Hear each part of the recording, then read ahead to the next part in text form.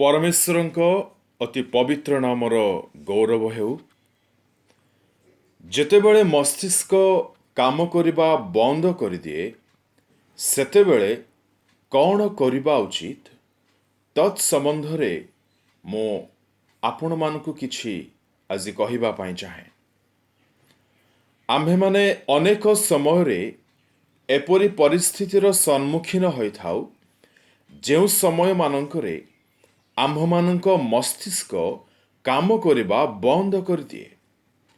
कौन करिबा को हबो आम्भे माने बुझी पारि न थाउ। विभिन्न प्रकारर समस्या रे आम्भे माने शिकार हबा को लागो। पारिवारिक समस्या अधिकांश समय रे परिवार मध्य शांति परिलिखित हुए नाही। लोके समाज रे मंडली रे कार्यक्षेत्र रे आपना को एपरी भावरे प्रदर्शन करिथांती से सबु देखिले मने हुए सते जेपरी शांतिर राजकुमार एही परिवारर कर्ता अटंती, किंतु वास्तविकता तहिर ठीक विपरीत रही थाए। शांति परिवर्ते अशांतिर आत्मा राजत्व करुथाए। स्वामी स्त्री मध्यरे बुझामणार अभाव देखा जाए। अबुझामणा एते मात्रा रे बढ़िबा को लागे जे परस्पर सह समय विनियोग करिबा विषय तो दूरर कथावार्ता भी हुअंती नाही।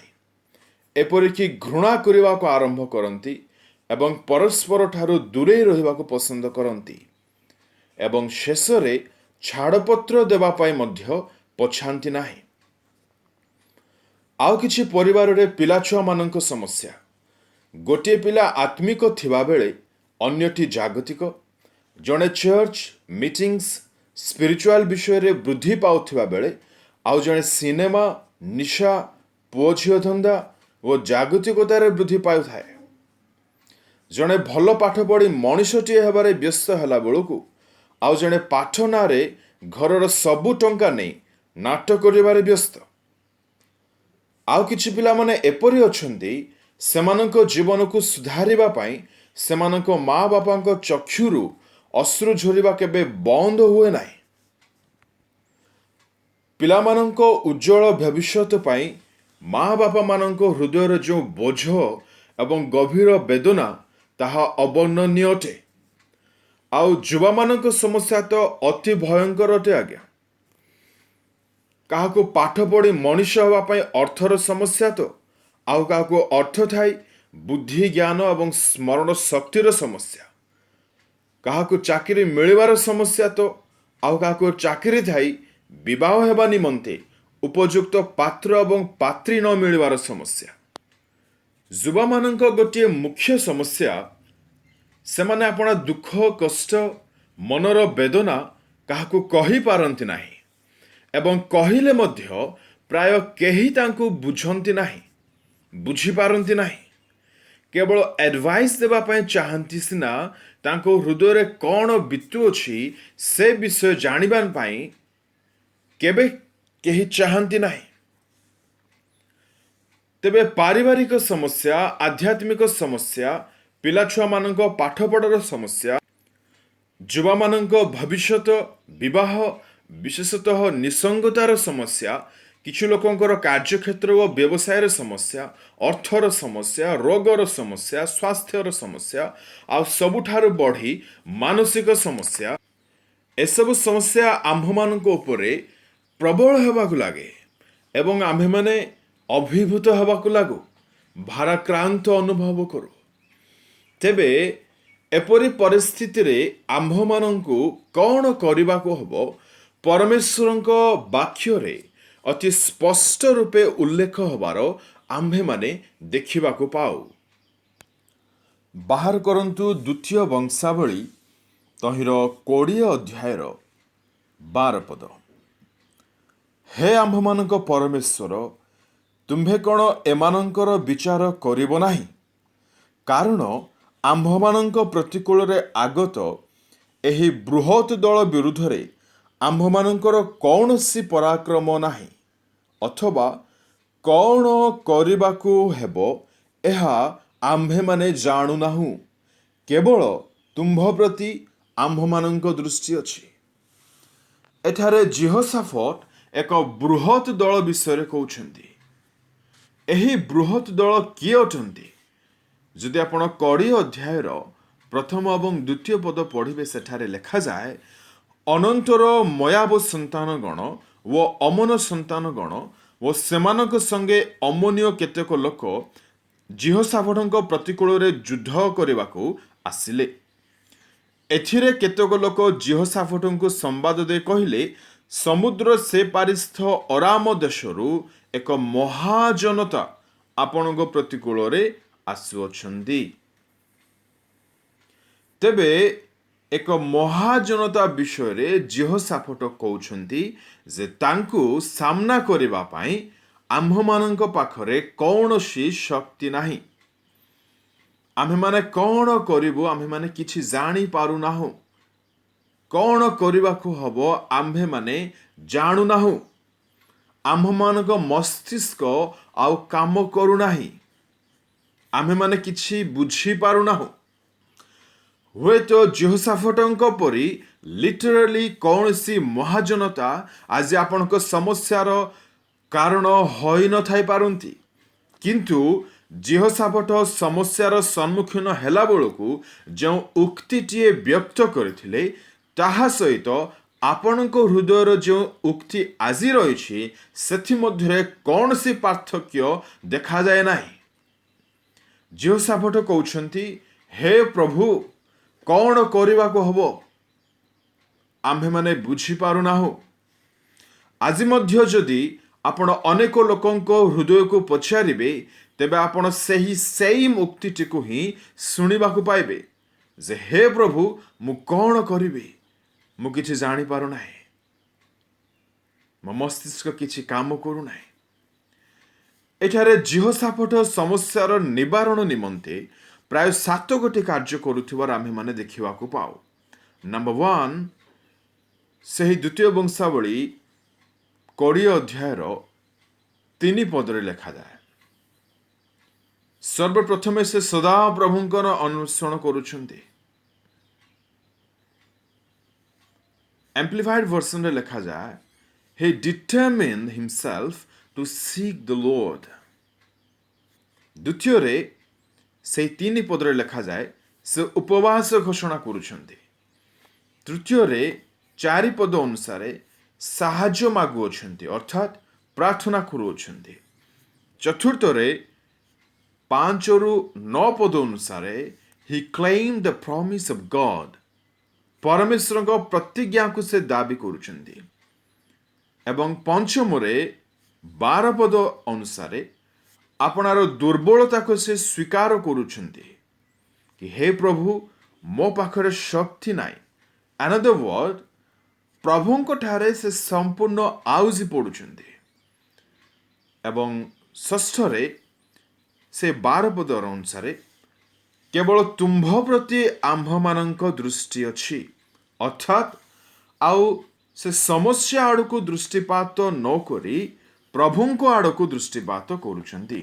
ଏବଂ ଶେଷରେ ନମ୍ବର 7, 20ର 18ରୁ 22 ପଦ ଅନୁସାରେ ସେମାନେ ବିଶ୍ୱାସ ସହକାରେ ଆଗୁଆ ଆରାଧନା, ସ୍ତୁତି, ପ୍ରଶଂସା ଓ ଧନ୍ୟବାଦ କରୁଛନ୍ତି। ତେବେ ଜିହୋଶାଫଟ 7 ଗୋଟି ବିଷୟ କରିବାର ଆମ୍ଭେମାନେ ଏଠାରେ ଦେଖାଉଛୁ।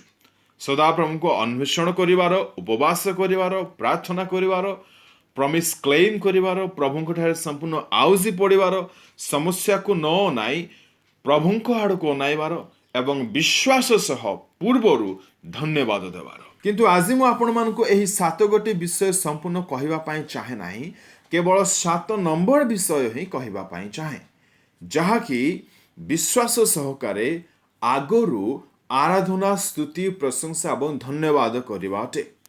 ଯେହେତୁ 90% ବିଶ୍ୱାସୀ ଓ ବିଶ୍ୱାସିନୀ ମାନେ ସମସ୍ୟା ସମୟରେ, ଅଭାବ ସମୟରେ, କଠିନ ପରିସ୍ଥିତି ସମୟରେ ପ୍ରାର୍ଥନା କରନ୍ତି, ପ୍ରମିସ୍ କ୍ଲେମ୍ କରନ୍ତି, ପ୍ରଭୁଙ୍କ ଠାରେ ଆଉଜି ପଡ଼ନ୍ତି, ତାଙ୍କ ଅନ୍ୱେଷଣ କରନ୍ତି ଏବଂ ବେଶୀ ଦିନ ନହେଲେ ମଧ୍ୟ ଆଟଲିଷ୍ଟ 1 ଡେ, ଗୋଟିଏ ଦିନ କଳେ ବଳେ କୌଶଳେ ଉପବାସ ବି ରୁହନ୍ତି। किंतु जहाँ सबुठारो इम्पोर्टेंट अटे ताहा करंती नाही।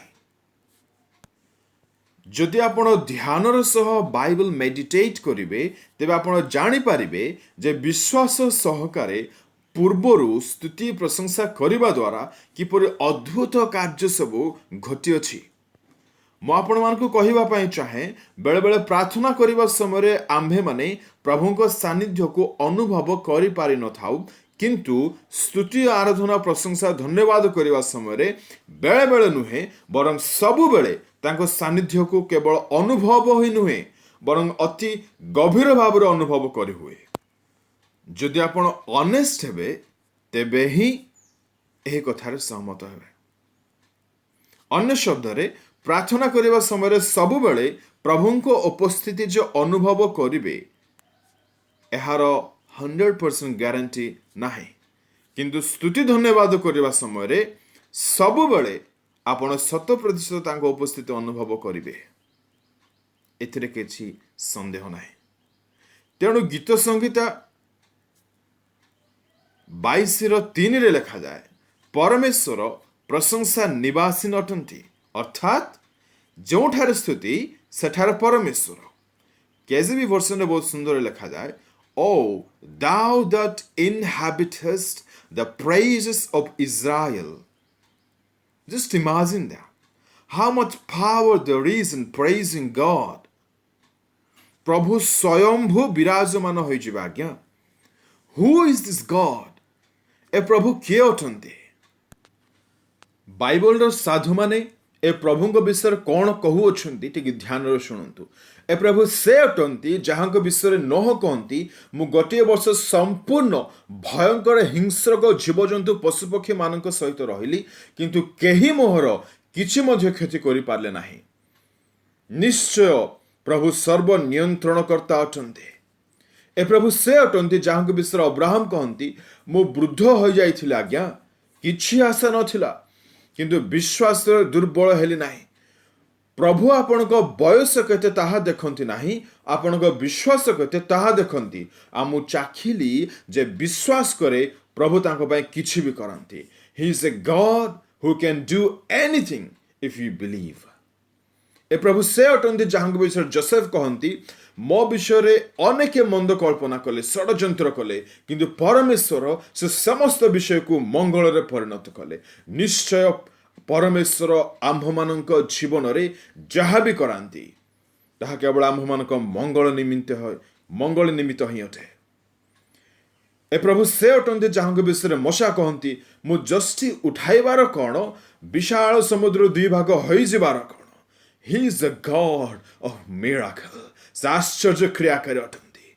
ए प्रभु से अटंती जहांको विषय दाऊद कहंती, शत्रु हस्तरु, विपदरु, खड्गरु, महामारीरु, भयंकर गर्तुरु, दोहला कादुरु से मत उद्धार करे। सदा प्रभु मोर शैल, मोर गढ़, मोर रक्षाकर्ता, मोर उच्च दुर्ग, मोर आश्रय, मोर परित्राणकर्ता अटंती। ए प्रभु से अटंती जहांको विषय एलियो कहंती, दुनियार लोके क्षुधारे तृषारे मरी पारंती, किंतु परमेश्वरଙ୍କ लोके खाद्य अभाव केवे प्राण त्याग करिवे नाही, जेतु परमेश्वर दुर्भिक्ष समय मध्य खाद्य जगांती।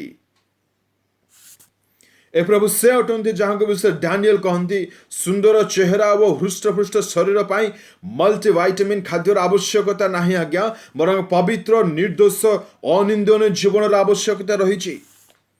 He is a God who careth for my body.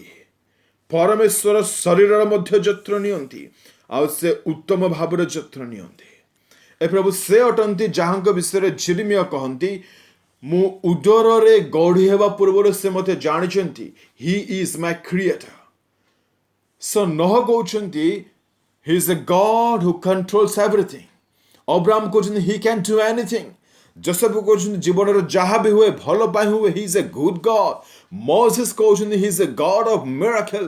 David कहउचंती he is my rock, my refuge, my high tower, my shepherd, my strength, my hope, the God of my salvation. सम शैल अटंती, आश्रय, दृढ़गढ़, प्रतिपालक, मो बल, मो भरोसा, मो परित्राणर परमेश्वर अटंती। एलियो कहउचंती he is my daily provider. Daniel कहते he is the God who careth for my body. से मो शरीर जत्न नेबा परमेश्वर अटंती. जेरेमिया कहते से मो सृष्टिकर्ता अटंती. If you ask Isaiah, जदि आपण जिसाई को पचारे से आपण को कहिबे God is a holy, holy and holy God. से पवित्र धर्ममय परमेश्वर अटंती. जदि आपण आयुब को पचारे से आपण को कहिबे God is my redeemer. जदि हाना को पचारे से कहिबे परमेश्वर प्रार्थना श्रवणकारी अटंती. जदि हिजकिया को पचारे से कहिबे God is my healer. सारोग्यकारी परमेश्वर अटंती. जदि पाउल को पचारे से आपण को कहिबे God is a righteous judge. न्यायवान विचारकर्ता अटंती. जदि जोहन को पचारे से कहिबे God is love. ईश्वर तो प्रेम. जदि जिसु को पचारे से कहिबे God is my father. तबे जब आपण स्तुति प्रशंसा करबा को आरंभ करिवे सेते बेले एही प्रभु जहां को शक्ति बुद्धि ज्ञान प्रेम दया पराक्रम अवर्णनीय बोधर अगम्य अटे से निजे आपणार सिंहासन ने विराजमान हेबे. तेणु स्तुति करिबा धन्यवाद करिबा प्रशंसा करिबा आम्हे माने शिखि जिबा दरकार.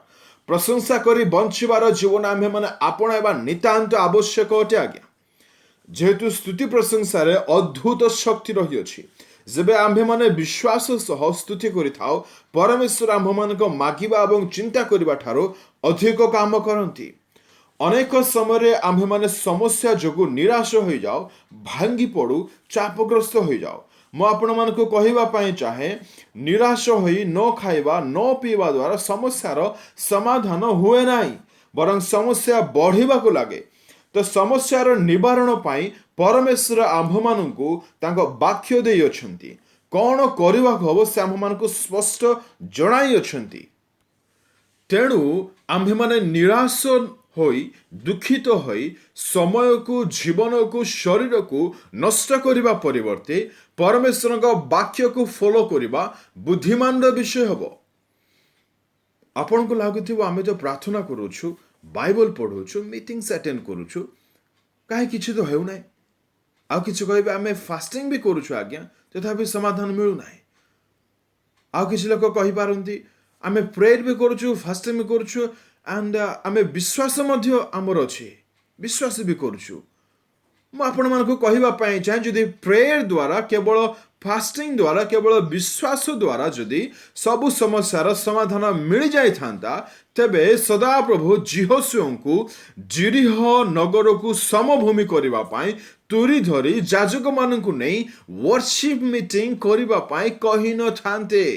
Got it. किबा जिहोशाफाटन को नै टंका देई choir team worship team नियुक्त करिबा को पड़ि न थांता. Just think about it practically. यह स्पष्ट रूपे सूचाई देउछि जे सबु समस्या को केवल प्रार्थना द्वारा विश्वास द्वारा फास्टिंग मीटिंग्स द्वारा एपरिक प्रभुंग ठारे भरोसा करिबा द्वारा मध्य निवारण करा जाय पारे नाही. जेतेबेले आपनक शरीर असुस्थ हुए आपण मेडिकल को जाती सेठार जदि आपण देह ठीक हेउ नाही तेबे आपण मेडिकल चेंज करंती एवं सेठारे भी जदि आपण सुस्थता लाभ करू नाहंती तेबे कोन करंती आज्ञा बेस्ट मेडिकल रे एडमिट होंती. Do you know what is the main thing we are gonna do in heaven? It is not reading the Bible, it is not praying, and definitely it's not attending Zoom meetings. Oh no. It is praising God, worshiping God, exalting His name, lifting up His name, giving Him glory. These are the things we are going to do in heaven, brother, sister. So why don't you try these things now and bring heaven into your life and into family? स्वर्ग रे Bible पढ़िबा प्रार्थना करिबा उपवास करिबा meeting attend करिबा I don't think so सब काम आम करिया बोले मते तो लागु नाही कि मु पढ़ी मध्य नाही. But I know for sure we will be worshiping God according to Revelation chapter 22 verse 3. ମୁଁ ଆପଣମାନଙ୍କୁ ବାଇବଲ ପଢ଼ନ୍ତୁ ନାହିଁ, ପ୍ରାର୍ଥନା କରନ୍ତୁ ନାହିଁ, ଫାଷ୍ଟିଂ ମିଟିଂ କରନ୍ତୁ ନାହିଁ, କି ରୁହନ୍ତୁ ନାହିଁ, ମିଟିଂ ଯାଆନ୍ତୁ ନାହିଁ, ତାହା କହୁନାହିଁ। ଏସବୁ କରନ୍ତୁ। These are important things. You have to do it. In fact ଯଦି ଆପଣ ଧ୍ୟାନରେ ଶୁଣିଥିବେ, ତେବେ ସମସ୍ୟାର ସମାଧାନ ନିମନ୍ତେ ଏ ସମସ୍ତ ବିଷୟକୁ କରିବା ପାଇଁ ମୁଁ କହିଅଛି। କିନ୍ତୁ ବିଶ୍ୱାସ ସହକାରେ ପୂର୍ବରୁ ପ୍ରଭୁଙ୍କ ସ୍ତୁତି, ଆରାଧନା, ଧନ୍ୟବାଦ, ପ୍ରଶଂସା କରିବା ଯେ ନିହାତି ଦରକାର, ଏହା ଭୁଲନ୍ତୁ ନାହିଁ। ଯେହେତୁ ପ୍ରଭୁଙ୍କ ସ୍ତୁତି ଆରାଧନା କରିବା ଇମ୍ପୋର୍ଟାଣ୍ଟ ନୁହଁ, ବରଂ ମୋଷ୍ଟ ଇମ୍ପୋର୍ଟାଣ୍ଟ ଅଟେ।